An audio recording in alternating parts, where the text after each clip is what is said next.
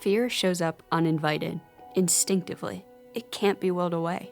But fear is not useful, not when we want to do our best work, make real and lasting human connections, change lives.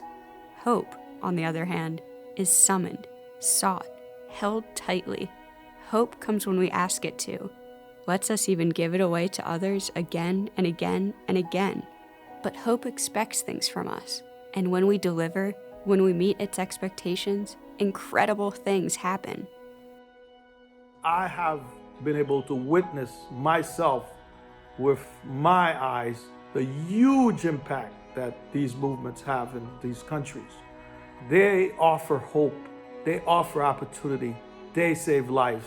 You know, I love urology because it takes care of men, women, and children, and in particular, it takes care of the very most personal problems that people have. To support what we do, to allow a person to have just the basic functions of life and help with training others to bring the best urologic care to patients, all of this, I think, describes the purpose that we have.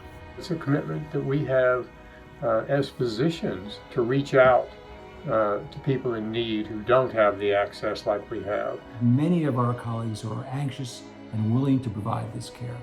However, at times, they don't have the financial wherewithal to provide the resources necessary to give the care that we'd like to give. We heal people, yes, but we also show up for them. We listen to them, care for them, we understand them. And there's healing there too, because these incredible people see, they believe that even in their pain, their humiliation, even in their fear, they matter. To us, to the world, to me, to you, to their own hopeful self. Even with so much to fear in the world right now, our physicians and their patients summon hope instead. You operate, you see this woman several years later, you don't recognize her as that person who was barely with clothes and very sad. And now this woman is really dressed up.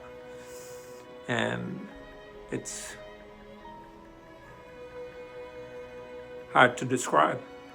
Some of these young women become pregnant and they end up having major injuries to their birth canals, such that they can't control the urination.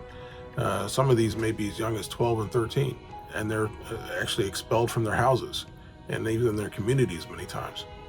For somebody who knows how to fix these kinds of problems, allows them to restore their family and social life. We feel the Urology Care Foundation has an obligation to society, to humanity, to provide this care. We have the skills, we have the knowledge, we have the individuals.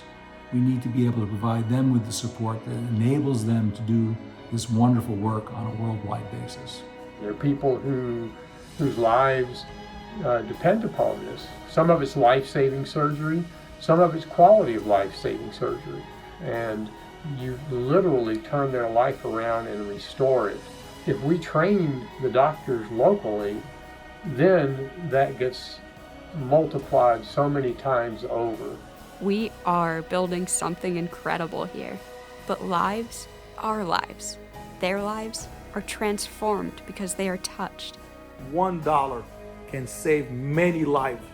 You'll be surprised how much $1 can do. And without financial support, as you know, it's impossible to do anything. You need medications, you need instruments, you need coordination to help bring things to that country that will save lives and continue to care for those people. Will you choose with us? Will you summon hope?